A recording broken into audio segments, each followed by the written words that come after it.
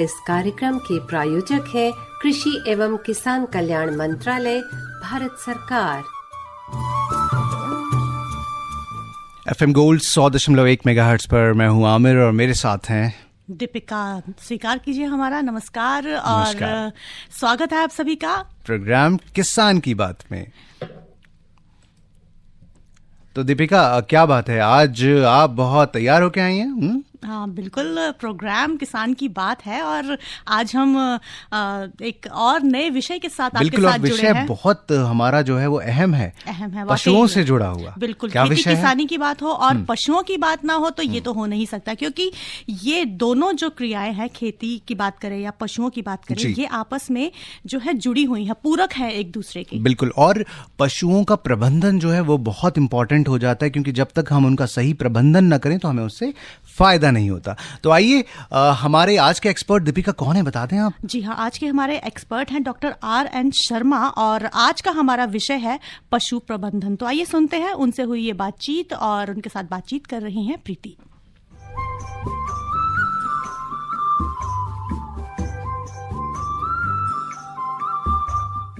किसान की बात कार्यक्रम में आप सभी का स्वागत है। मैं आपके साथ प्रीति और हमारे साथ गोल्ड के स्टूडियो में डॉक्टर RN शर्मा। डॉक्टर साहब, आपका बहुत बहुत स्वागत है गोल्ड के स्टूडियो में। धन्यवाद जी। डॉक्टर साहब पशु विशेषज्ञ हैं और कृषि विज्ञान केंद्र गुरुग्राम से जुड़े हैं, लेकिन आज हमारे साथ हैं। तो डॉक्टर साहब, आज हम सोच रहे थे, जो विषय हमने चुना है वो है अधिक दूध उत्पादन हेतु पशु प्रबंधन, क्योंकि उनकी आय बढ़े, उनको ज्यादा से ज्यादा फायदा मिले और इस पर केंद्र सरकार भी निरंतर काम कर रही है। और वो भी चाहते हैं कि हम ज्यादा से ज्यादा पशुपालकों को प्रोत्साहित करें और बहुत सारी स्कीम्स भी हैं जो चलाई जा रही हैं आत्मनिर्भर भारत के तहत। बिल्कुल। तो मैं चाहूंगी कि आज इसी पे चर्चा करते हैं। अच्छा विषय है और जानकारी भी देते हैं। तो सबसे पहले जो महत्वपूर्ण बात आती है डॉक्टर शर्मा, वो ये आती है कि जो पशुशाला बनाया जाता है, जैसे हमने अपना बहुत ही सुंदर सा प्यारा सा घर बनाया है जहाँ हम रहते हैं, वैसे ही उनके लिए भी हम एक प्यारा सा घर बनाते हैं जिसमें वो रहते हैं, उनकी देखभाल करते हैं। वो जो घर है उनका,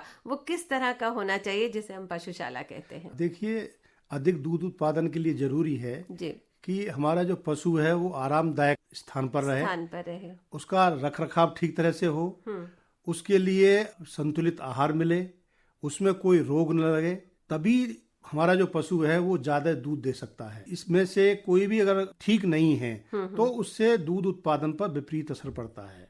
तो जो पशु घर है, देखिए, वो हमारे पशु को विपरीत मौसम से उसका बचाव करता है। ज्यादा सर्दी हो, ज्यादा गर्मी हो या बरसात हो, तो उसमें जैसे हमारा अपना घर है, ऐसे उनके लिए जो घर है वो इस तरह का बना होना चाहिए ताकि उसके अंदर उसको आराम महसूस हो। तो सबसे बड़ी बात पहला ये है कि एक तो जब भी बनाए तो उसकी जो लंबाई है वो पूर्व पश्चिम दिशा में रखनी चाहिए। पूर्व पश्चिम दिशा में? जी। ये ऐसा क्यों? वो ऐसा है कि हमारे जो ज्यादातर समय में जो हवा चलती हैं वो पूर्व से और पश्चिम चलती हैं। जैसे कहते हैं पूर्वी हवा चल रही है या पश्चिम हवा चल रही है। तो अगर जो पूर्व और पश्चिम की लंबाई में होगा तो उस दिशा में हम पशु के घर की चौड़ाई रखते हैं, दीवार होती है। अच्छा। तो जो सीधी ठंडी हवा है या जो गर्म हवा है वो सीधा हमारे पशु के शरीर पर नहीं लगती है, उससे उसका बचाव होता है। देखिए, ये डॉक्टर साहब का अनुभव है जो हम तक पहुंच रहा है और हम किसान मित्रों तक पहुंचा रहे हैं। डॉक्टर साहब, मैं सोचने लगी कि वास्तु शास्त्र भी पढ़ लिया क्या आपने? आपने बोला पश्चिम और पूरब? नहीं, ये वास्तु शास्त्र नहीं है, वाकई उनके आरामदायक के लिए है। क्योंकि जैसी स्थिति होती है, अगर आजकल मतलब कभी भी देखे ठंड में तो बहुत ठंडी हवा होती रहती है, तो सीधा पशु पर नहीं लगना चाहिए। तो दरवाजे और जो खिड़कियां हैं वो उत्तर दक्षिण दिशा में होंगे। और इसका एक फायदा और भी होता है कि जब ये घर बनाते हैं तो उसकी छत ज्यादातर देखा होगा आपने, झोंपड़ी नुमा होती है और उसमें एस्बेस्टस की चादर होती है। हाँ जी। तो उसमें फायदा ये होता है कि जब भी सूरज निकलता है तो वो आधे हिस्से पर उसकी रोशनी होती है और आधे हिस्से पर छाया रहती है। तो गर्मी में और सर्दी में ये शेड जो है ना, ऐसा वातावरण देता है जो पशुओं के लिए उपयुक्त रहता है। तो ये छत का भी ध्यान रखें कि 12 फीट से ऊंची होनी चाहिए। अगर जितना छत अगर कम ऊंचाई रखेंगे तो उससे गर्मियों के अंदर वो ज्यादा गर्म होगा, सर्दियों में ज्यादा ठंडा हो जाएगा और हमारे पशु दूध पे उसका विपरीत उत्पादन असर पड़ता है। बिल्कुल। दूसरा एक और ध्यान में रखें कि जो दीवारें हैं उन पर पलस्तर करके रखें जरूर, क्योंकि उससे बहुत सारे परजीवी छिपे रहते हैं। जैसे चीचड़ है, कलीली है, जुएं हैं, वो छिपे रहते हैं। तो अगर वो रखेंगे तो ये नहीं होंगे। दूसरा साफ भी रहेगा। फर्श जो है हमेशा पक्का रखें, ईंट का बनवाएं, या आजकल इंटरलॉकिंग टाइल्स भी आती हैं। तो बहुत ज्यादा चिकना नहीं होना चाहिए, खुरदरा होना चाहिए। अच्छा। ताकि पशु उसमें मतलब स्लिप नहीं करे। तो ऐसा उसको फर्श रखना चाहिए। इस तरह का अगर हम लोग घर बनाएंगे तो गर्मी, सर्दी, बरसात सब में हमारा पशु आरामदायक रहेगा और वो जो है अच्छा दूध देगा। जी, हमने कंस्ट्रक्शन कर लिया पशुशाला का और बिल्कुल आपने नाप जोख के सही से बनवा दिया, दिशा क्या होनी चाहिए, इन सब के साथ आपने बहुत विस्तार से बताया। और डॉक्टर साहब, अब मैं सोच रही हूँ अधिक दूध उत्पादन के लिए गाय या भैंस जो भी हमारे किसान मित्रों को रखनी है, उसके लिए अच्छी नस्ल का होना बहुत जरूरी है। बिल्कुल। तो कौन कौन सी नस्लें हैं जो उपयुक्त हैं? देखिए, हमारा पशुपालक भाई गाय रखे या पशु रखे, वो अच्छी नस्ल का होना चाहिए। क्योंकि अगर वो अच्छी नस्ल होगी और खराब नस्ल का रखेगा, काम उसको बराबर करना पड़ता है। लेकिन अगर अच्छी नस्ल होगी तो उतने ही श्रम के अंदर एक अच्छी नस्ल का पशु ज्यादा दूध देगा। देखिए, ये दूध देने का गुण होता है। तो हमारे देश के अंदर जो भैंस है, जिसको कहते हैं दुधारू भैंस, वो मुर्रा नस्ल की भैंस मानी गई है, जो पूरे देश में ही नहीं पूरे विदेशों में मशहूर है। तो सलाह दी जाती है कि हमारे किसान भाई मुर्रा नस्ल की भैंस रखें। ये आसानी से हमारे हरियाणा के रोहतक, जींद, हिसार, गुड़गांव इन क्षेत्रों में मिलती है। और हमारी सरकार भी इसके जो बढ़ाव के लिए बहुत प्रयत्नशील है। भैंस जो है हमेशा आप मुर्रा नस्ल की रखें। जहां तक गाय की बात है, देखिए हमारे देश के अंदर बहुत सारी नस्ल की गाय मिलती हैं और उसमें देसी नस्ल में है। जैसे आजकल हमारी माननीय प्रधानमंत्री जी ने जोर दिया है कि हम लोग देसी गाय पालें। तो उसमें जैसे सबसे बढ़िया साहिवाल नस्ल की गाय है, गिर है, थारपारकर है, राठी है। ये जो नस्ल हैं ये बहुत अच्छा दूध उत्पादन करती हैं। और जो भारत की हमारी जो जलवायु है उसके अनुसार भी ये इसको अपने को एडजस्ट करती हैं। उस जलवायु में भी आसानी से अच्छा दूध उत्पादन कर सकती है। लेकिन मेरा ये कहना है कि जो हमारी देसी नस्ल है इन्हें भी पाल सकते हैं, बल्कि इनका संकर जो है होल्स्टीन फ्रीजन नाम की जो हमारी विदेशी नस्ल की गाय है, उसका अगर संकर गाय रखेंगे तो वाकई वो ज्यादा दूध देती है और हमारी जलवायु के अंदर भी वो ज्यादा उपयुक्त रहती है। तो संकर नस्ल की गाय रखें और मुर्रा नस्ल की भैंस रखें। तो ये हमने निर्धारित कर लिया। और डॉक्टर साहब, आप स्टूडियो में हैं तो मैं सोच रही थी कि पशुओं की किस तरह से देखभाल करें ताकि दूध ज्यादा मिले, क्योंकि बिजनेस तो तभी आगे बढ़ेगा। व्यावसायिक दृष्टि से देखें तो ये बहुत महत्वपूर्ण चीज है। देखिए, ये बहुत बड़ा पॉइंट है कि हमारे पशुओं का रख रखाव बहुत ज्यादा ध्यान रखना चाहिए। जी। पहली बात तो देखिए, जो हमारा पशुपालक भाई है उसको रोज अपने पशुओं पर ध्यान रखना चाहिए। और इसमें एक सिद्धांत ये है कि जो पशु एक तरह से बच्चा देता है उसको 3 से 4 महीने के बाद में दोबारा गर्भ धारण करना चाहिए। ये बहुत मुख्य बात है, क्योंकि सैद्धांतिक रूप से हमारी गाय या भैंस 15 महीने के भीतर दोबारा ब्याह देनी चाहिए, तो जिससे कि उसका जो उच्चतम दूध उत्पादन है वो होता रहे। पहले तो ये है। दूसरा, उनका रखरखाव, जैसे मैंने बताया, घर में उनको कभी भी विपरीत मौसम में उनका पूरा ध्यान रखें। जैसे अगर मान लो सर्दी है तो कहीं पशु को सर्दी में नहीं छोड़ना चाहिए। जहाँ ठंडी हवा लग रही हो तुरंत दूध कम हो जाएगा, या ठंड लग जाएगी, उसको बुखार हो जाएगा। उसी तरह से जैसे गर्मी है, अगर उनका आप ध्यान नहीं रखेंगे, पानी नहीं पिलाएंगे या नहलाएंगे नहीं, उसको ज़्यादा गर्मी लग जाएगी। तो हमारे पशुपालक को भाई चाहिए कि मौसम के अनुसार पशु को बाहर या अंदर रखें, ताकि उनका जो तापक्रम है वो मेंटेन रहे। मतलब पशु को आराम मिलना चाहिए। उसका तापक्रम जैसे हम अपने घर में बना के रखते हैं उसी तरह से उनको ऐसे वातावरण में रखना चाहिए। दूसरा, देखिए, जो सफाई है, पशुशाला की सफाई वो नियमित रूप से करनी चाहिए। और सफाई रखेंगे तो देखो हमारे पशुओं के अंदर उनको भी अच्छा लगता है, साफ सुथरी जगह में बैठना और लेटना अच्छा लगता है। तो ऐसा नहीं है कि गोबर नहीं उठाया या कूड़ा पड़ा है तो वो उसी में बैठे रहते हैं, सारा शरीर उसमें उसका लग जाता है उससे, तो वो पशु में रोग भी लगने की भी मतलब संभावना ज्यादा रहती है। हाँ, बहुत जरूरी है। तो नियमित रूप से उसकी सफाई करें।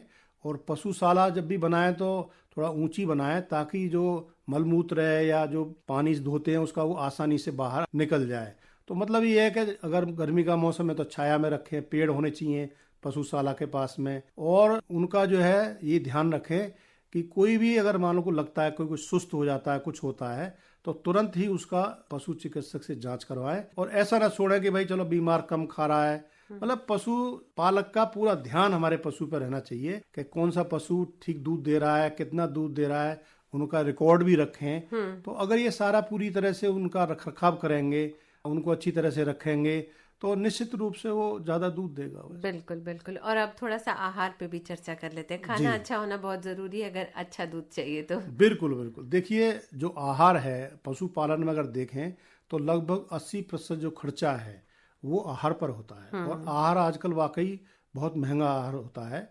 तो आहार में कुछ गुण होने चाहिए। आहार पहली बात संतुलित होना चाहिए। जैसे कुछ किसान भाई हमारे जहाँ गन्ना होता है तो उसको अंगोला खिला देते खाली, या कहीं बरसी में तो खाली बरसी में दे देंगे और भूसा दे देंगे। लेकिन जो हमारा पशु है अच्छा दूध देने के लिए उसको 5 अवयवों का होना जरूरी है। उसमें जैसे अनाज है, खल है, चोकर है, खनिज मिश्रण है और नमक है। सारी चीजें होनी ये सारी चीजें होनी चाहिए, क्योंकि देखिए जो हमारा पशु है उससे दूध उत्पादित होता है और दूध को एक पूर्ण भोजन माना गया है।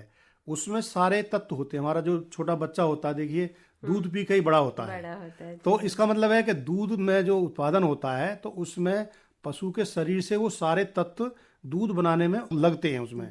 तो उसको इस तरह का आहार भी देना जरूरी है कि उसमें जैसे अनाज है तो अनाज में कहना चाहूँगा जैसे गेहूं है, बाजरा है और आपका मक्का है, इसका 1-2 मिश्रण बनाएं। उसका कुछ बाजरा ले लें, जैसे जाड़े में बाजरा इस्तेमाल कर सकते हैं, गर्मी में गेहूं का दलिया इस्तेमाल कर सकते हैं। तो लगभग 40% 50% के आसपास अनाज होना चाहिए।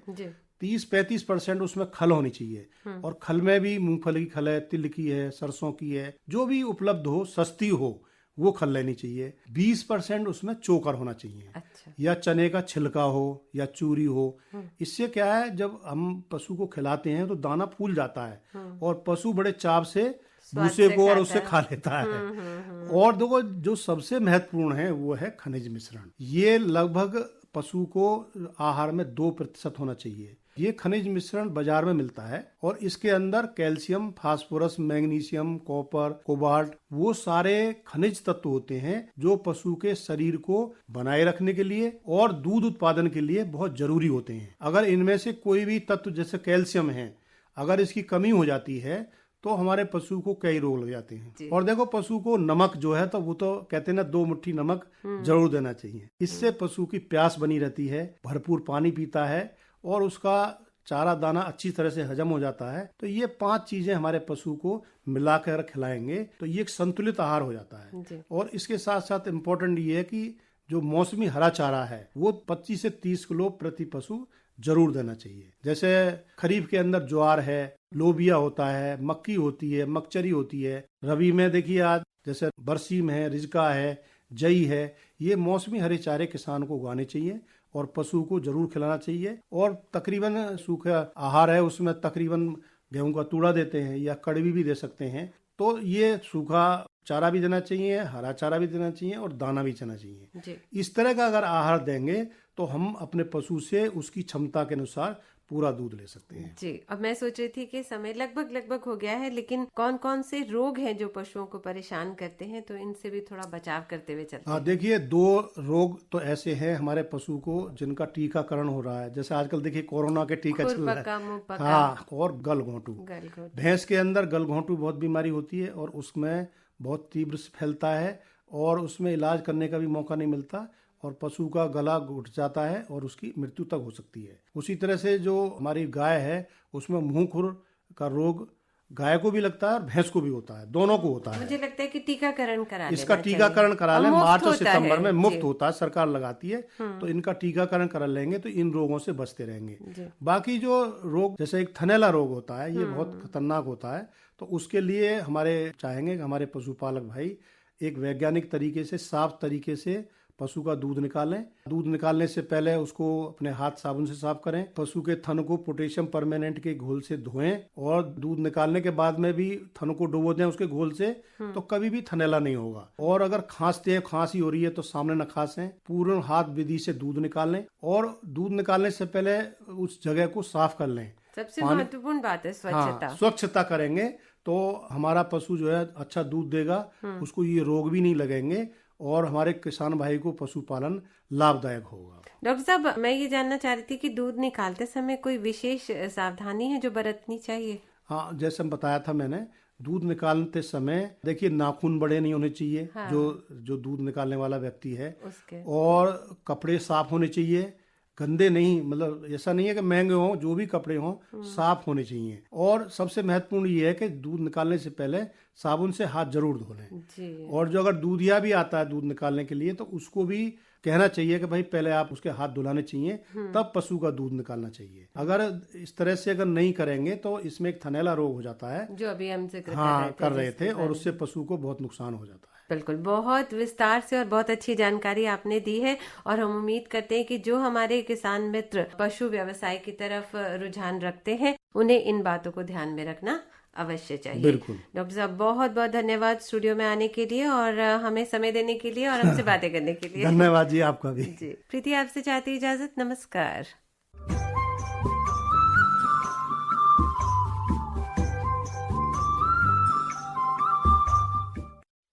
जी हाँ, किसान की बात कार्यक्रम में आपका एक बार फिर से स्वागत है। मैं हूँ आमिर और दीपिका हमारे साथ हैं। जी बिल्कुल, अभी हमने जाना पशुओं के प्रबंधन के बारे में, उनके आहार, आवास और रोगों से हम कैसे उनको छुटकारा दिलाएं। कितना संवेदनशील ये टॉपिक था, है ना। वो हमारे लिए, उनकी पूरी जिंदगी इंसानों के लिए गुजरती है पशुओं की, तो उनका भी ख्याल रखा जाए, उनके घर की व्यवस्था, खान पान, उनके रोगों की सावधानियां बहुत जरूरी चीजें थी। बिल्कुल आमिर, और अब कार्यक्रम के अगले पहलू की तरफ बढ़ते हैं, और वो है लोकगीत, क्योंकि लोकगीत हमें हमारी मिट्टी से जोड़ते हैं, हमें हमारे खेतों खलिहानों की जो खुशबू होती है वो हम तक पहुंचाते हैं। तो आइए सुनते हैं ब्रज लोकगीत। कौन पावे या को पार, कौन पावे या को पार, हो प्रेम नदिया की सदा उल्टी बहे धार। कौन पावे या को पार, प्रेम नदिया की सदा उल्टी बहे धार।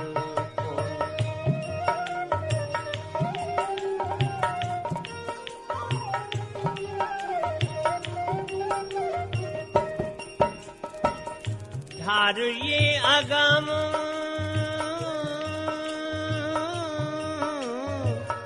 धार ये अगम, या को तीखो है करार। धार ये अगम, या को तीखो है करार। कुर की नगम या में डूबे रिजवान, ओ कुर की न गमया में डूबे रिजवार। जो है रस के खिलार, जो है रस के खिलार। प्रेम नदिया की सदा उल्टी बहे धार। कौन पावे या पार।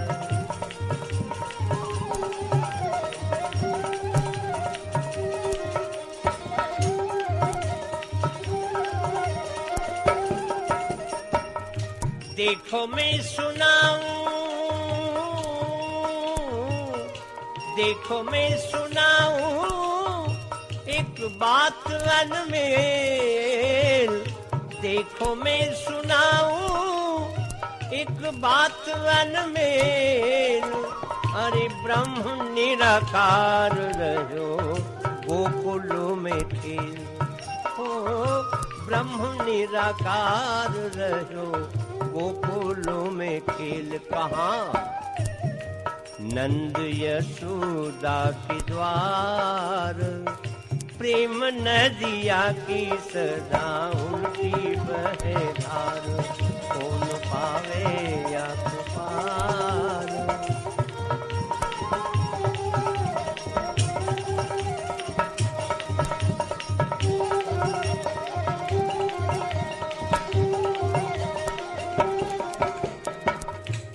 विष्णु अवतारी,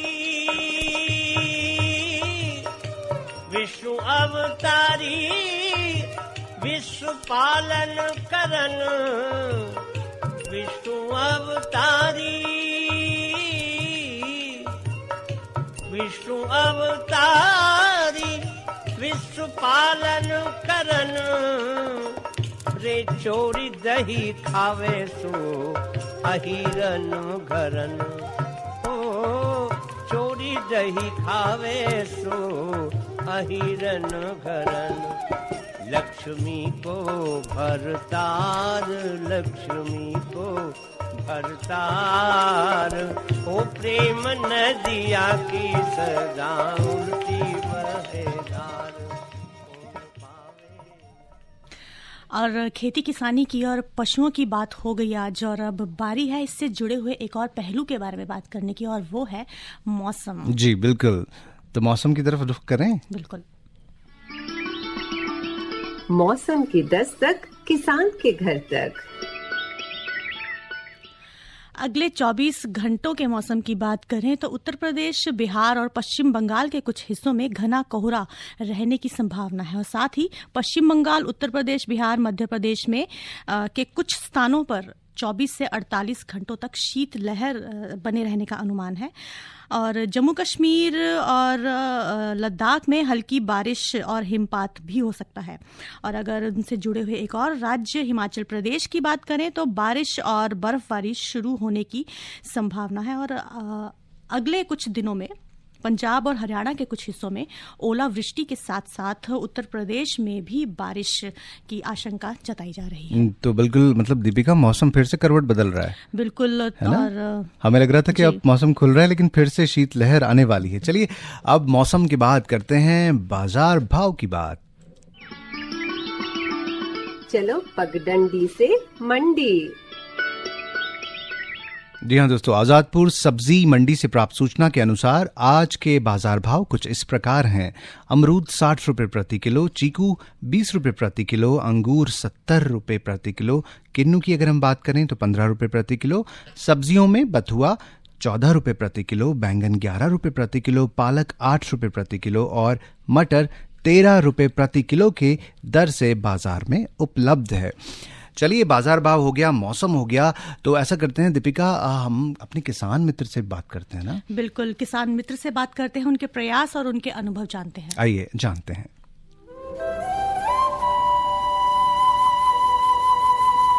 किसान की बात हम सबके साथ।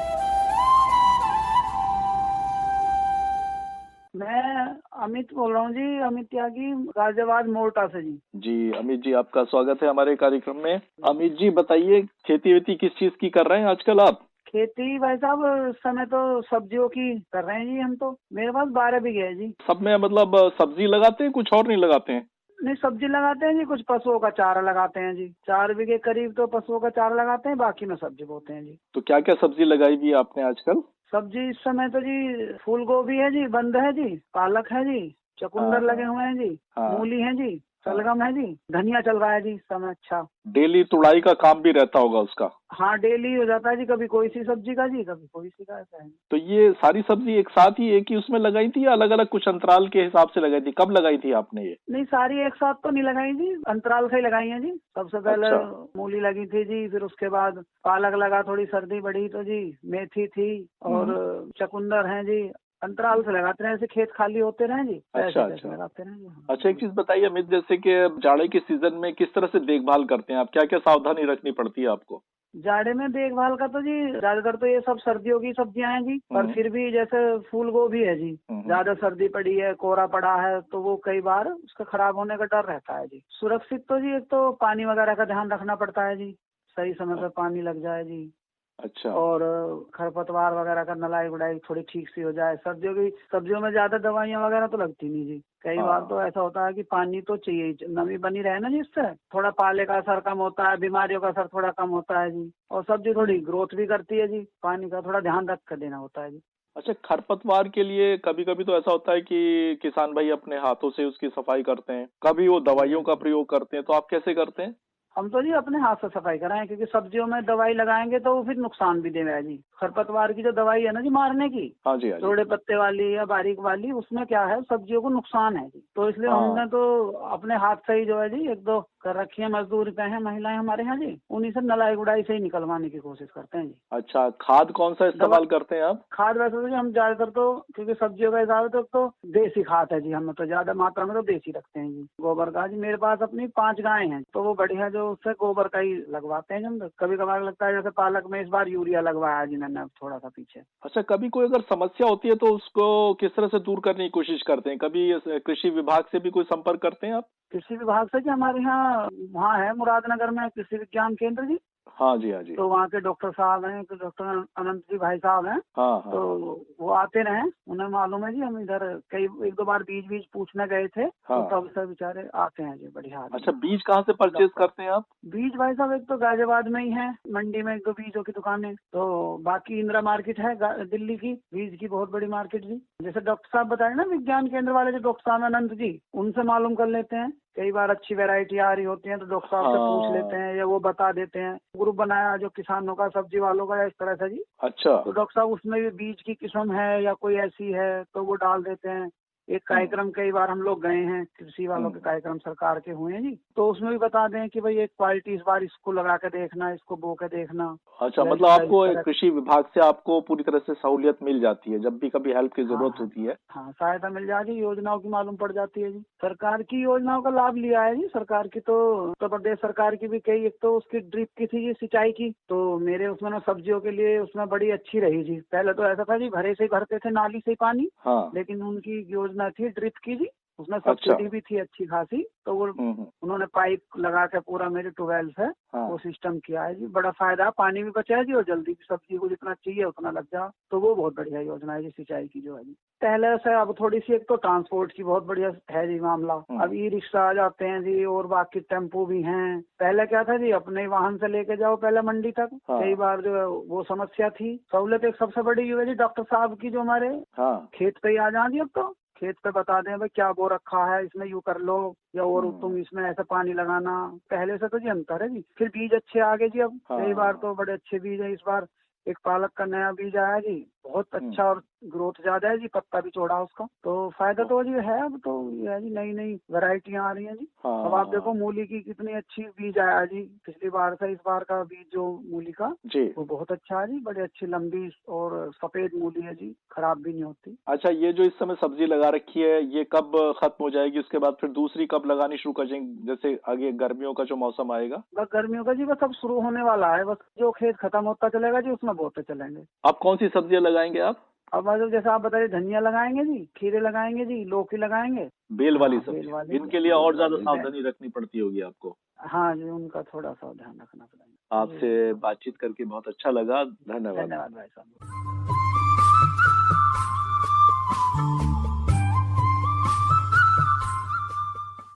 जी, स्वागत है आपका एक बार फिर दीपिका। बिल्कुल, कार्यक्रम के अंत में हम पहुंच चुके हैं और कल प्रसारित होने वाले कार्यक्रम के बारे में बता दें। बिल्कुल, कल प्रसारित होने वाले कार्यक्रम का विषय है फूलों की व्यावसायिक खेती और विशेषज्ञ रहेंगे डॉक्टर MC सिंह।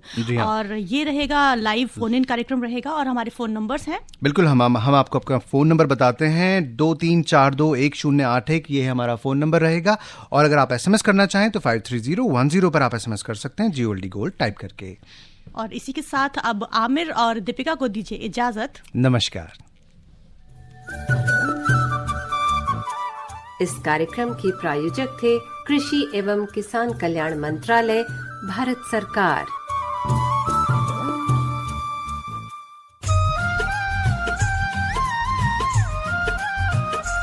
ऐसी नई नई तरकीबें अब हमको है चुननी। ऐसी नई नई तरकीबें अब हमको है चुननी।